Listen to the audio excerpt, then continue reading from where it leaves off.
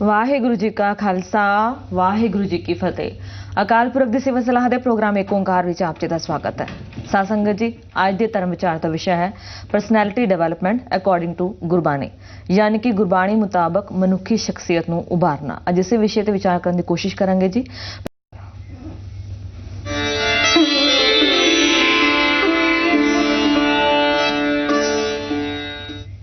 Personality development according to Gurbani, ਅੱਜ ਇਸ ਵਿਸ਼ੇ ਤੇ ਵਿਚਾਰ ਕਰਨ ਲਈ ਸਾਡੇ ਨਾਲ ਸਟੂਡੀਓ ਵਿੱਚ ਦੋ ਖਾਸ ਮਹਿਮਾਨ ਮੌਜੂਦ ਨੇ। ਸਾਡੇ ਨਾਲ ਪ੍ਰੋਫੈਸਰ ਤਜਿੰਦਰ ਸਿੰਘ ਜੀ ਮੌਜੂਦ ਨੇ, ਜੋ ਕਿ ਸਿੱਖ ਮਿਸ਼ਨਰੀ ਕਾਲਜ ਦਿੱਲੀ ਤੋਂ ਨੇ, ਤੇ ਨਾਲ ਹੀ ਹਰਜਿੰਦਰ ਸਿੰਘ ਜੀ ਨੇ, ਜੋ ਕਿ ਗੁਰਮਤਿ ਪ੍ਰਚਾਰਕ ਵਜੋਂ ਆਪਣੀਆਂ ਸੇਵਾਵਾਂ ਨਿਭਾ ਰਹੇ ਨੇ ਜੀ। ਆਪ ਦੋਹਾਂ ਦਾ ਪ੍ਰੋਗਰਾਮ ਏਕ ਓਂਕਾਰ ਵਿੱਚ ਬਹੁਤ-ਬਹੁਤ ਸਵਾਗਤ ਹੈ ਜੀ।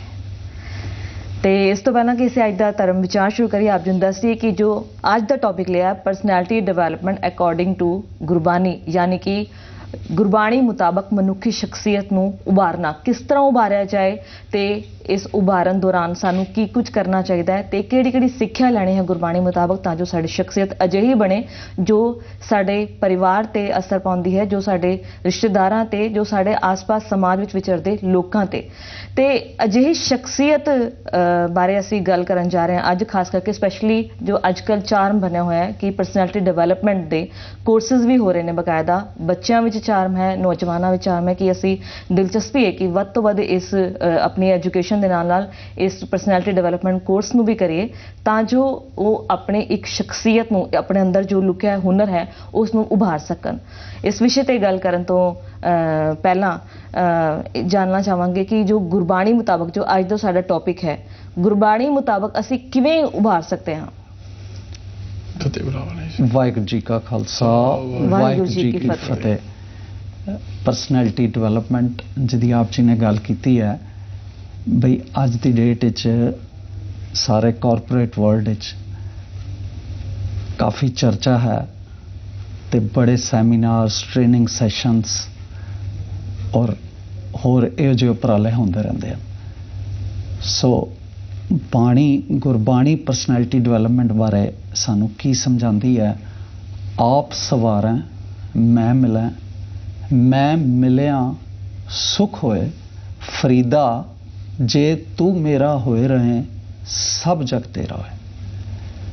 ਸੋ ਗੁਰੂ ਸਾਹਿਬ ਗੁਰਬਾਣੀ ਰਾਹੀਂ ਮਨੁੱਖ ਦੀ ਇਨਰ ਪਰਸਨੈਲਿਟੀ ਡਿਵੈਲਪ ਕਰਦੇ ਹਨ।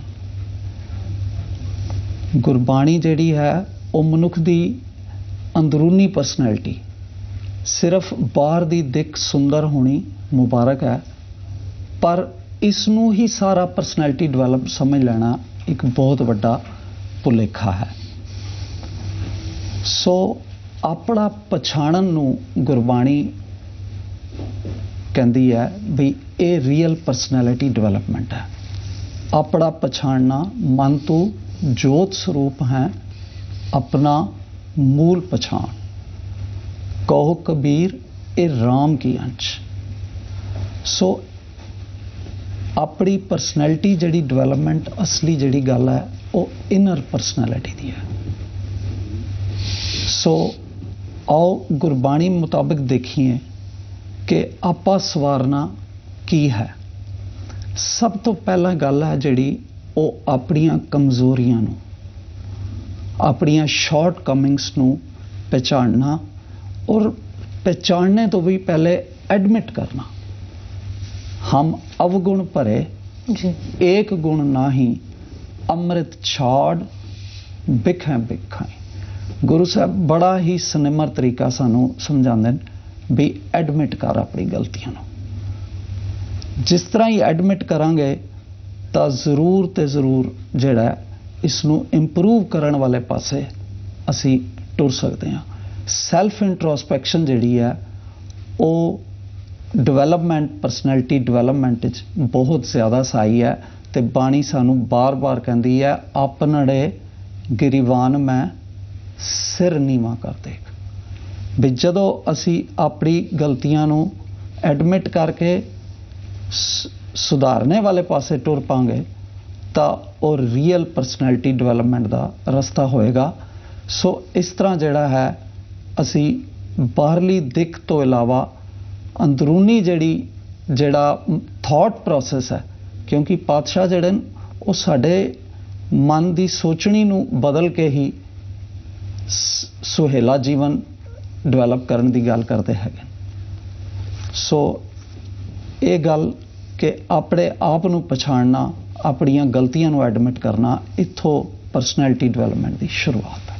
ਪਹਿਲਾਂ ਆਪਾ ਸਵਾਰਨਾ ਹੈ, ਉਸ ਤੋਂ ਬਾਅਦ ਫਿਰ ਉਸ ਤੋਂ ਐਡਮਿਟ ਕਰਨਾ ਹੈ, ਇਸ ਗੱਲ ਨੂੰ ਰਿਅਲਾਈਜ਼ ਕਰਨਾ ਹੈ ਕਿ ਸਾਡੇ ਵਿੱਚ ਇਹ ਕਮੀਆਂ ਨੇ, ਤਾਂ ਉਸ ਕਮੀਆਂ ਨੂੰ ਕਿਸ ਤਰ੍ਹਾਂ ਦੂਰ ਕੀਤਾ ਜਾਏ। ਤੇ ਅਸੀਂ ਜਿਸ ਤਰ੍ਹਾਂ ਕਿ ਤੁਸੀਂ ਦੱਸਿਆ ਕਿ ਅਸੀਂ ਗੁਰਬਾਣੀ ਦੇ ਮੁਤਾਬਕ ਅਸੀਂ ਆਪਣਾ ਜੀਵਨ ਢਾਲ ਸਕਦੇ ਹਾਂ, ਕਿਉਂਕਿ ਜੀਵਨ ਜਾਂਚ ਹੀ ਪੂਰੀ ਗੁਰਬਾਣੀ ਸਾਨੂੰ ਦਿੰਦੀ ਹੈ ਸਿੱਖਿਆ, ਪ੍ਰੇਰਨਾ। ਤਜਿੰਦਰ ਸਿੰਘ ਜੀ, ਜਿਸ ਤਰ੍ਹਾਂ ਕਿ ਸ਼ਖਸੀਅਤ ਦੀ ਗੱਲ ਹੋ ਰਹੀ ਹੈ, ਪਰਸਨੈਲਿਟੀ ਡਿਵੈਲਪਮੈਂਟ ਦੀ ਗੱਲ ਹੋ ਰਹੀ ਹੈ, ਇੱਕ ਆਮ ਸ਼ਖਸੀਅਤ ਦੀ ਗੱਲ ਕਰ ਲੈਂਦੇ ਹਾਂ। ਸ਼ਖਸੀਅਤ ਕਿੰਨਾ ਕੁ ਅਸਰ ਪਾਉਂਦੀ ਹੈ ਸਮਾਜ ਵਿੱਚ, ਆਪਣੇ ਪਰਿਵਾਰ ਤੇ? देखो, शख्सियत अगर किसी मनुख की नहीं है तो उसका कोई योगदान जड़ा है वो नहीं हो सकता समाज के अंदर जी। क्योंकि जिस तरह का वो बोलेगा, जिस तरह के वो हरकत करेगा, काम करेगा, एक्शन करेगा, उस दे नाल ओहदी पछाण बनेगी। तो जे गुरमत की गल करिए तो गुरमत दे विच सब तो पहला अगर असी कोई एट्रीब्यूट लै सकते हैं, गुण लै सकते हाँ परसनैलिटी दे विच, तो सब तो पहला इनर जिहड़ी क्वालिटी हैगी है वो है सचियारा होने दी। अगर मनुख सचियारा नहीं है तो वो हर जगह के उपर जा करके वो उगड़ गया जैसे खोटा ढबुआ या नदर सराफा आया। खोटा सिक्का जिन्ना मर्जी बाहरों चमकीला होवे, चमकदा होवे, लेकिन अगर उसनू परखिया जाएगा, परखन वाले बंदे के सामने आ जाएगा तो उसकी इंसल्ट हो जाएगी, वो सामने बिल्कुल सामने उस निकल के आ जाएगा कि इसके अंदर कोई गुण नहीं है जी। तो सतगुरु ने बाणी च कहा कि नानक ते नर असल खर जे बिन गुण गर्भ करंत, कि वो बंदे असली मतलब खोते ही समझो जिन्हों के अंदर कोई गुण नहीं है। तो गुणा करके ही संसार के अंदर कदर पैंदी है। भैड़े बंदे की भैड़े गुणा करके कदर पैंदी है, चंगे बंदे की चंगे करके पैंदी है। तो सतगुरु ने जिवें वीर जी ने कहा कि अपने आप तो सवारन तो गल बननी है। तो जेकर असी अपना आप नहीं सवारिया तो फिर साडी की अवस्था है? कबीर साहब कहते हैं, कबीर आवरण को उपदेश ते मुख में पर है रेत, रास बरानी रखते खाया घर का खेत। तो जेकर अपने अंदर गुण नहीं है तो सब तो पहला अपने मन के अंदर पहले मन प्रबोधे अपना ते पाछे अवर रजाए।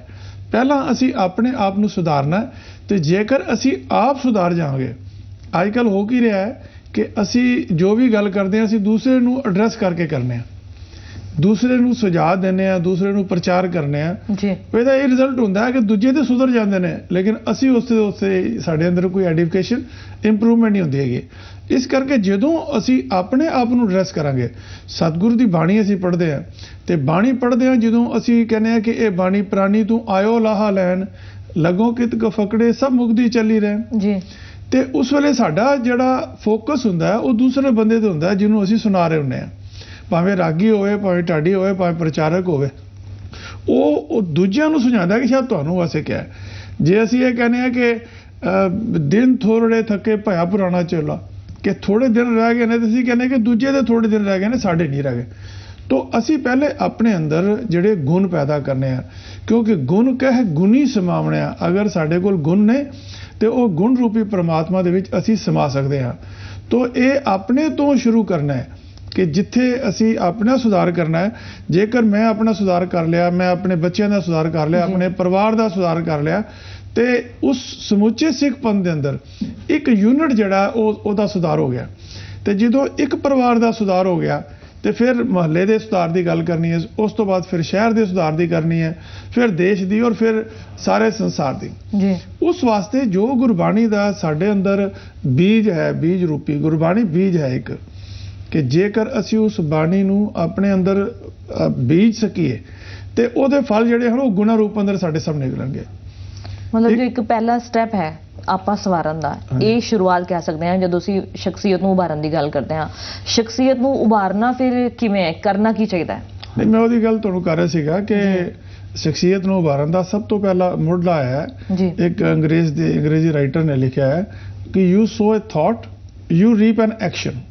कि जे गुरबाणी का जिहड़ा बीज है साढ़े अंदर अगर असीं उहनूं बीज लिया, उसनूं अपने अंदर रख लिया, तो वह जो प्रफुल्लित होएगा वो एक्शन के रूप में होएगा। You sow a thought you reap an action and you sow action you reap a habit. हुण जिस तरह के मैं काम करता हूँ मेरी आदत बन जाएगी, ਜੇ ਝੂਠ ਬੋਲਣਾ ਹੈ ਤਾਂ ਵੀ ਆਦਤ ਬਣ ਜਾਏਗੀ, ਜੇ ਸੱਚ ਬੋਲਣਾ ਤਾਂ ਵੀ ਆਦਤ ਬਣ ਜਾਏਗੀ, ਜੇ ਚੰਗੇ ਕੰਮ ਕਰਨੇ ਤਾਂ ਵੀ ਆਦਤ ਬਣ ਜਾਏਗੀ, ਤੇ ਭੈੜੇ ਕੰਮ ਕਰਾਂਗੇ ਤਾਂ ਵੀ ਹੋ ਜਾਏਗਾ ਜੀ।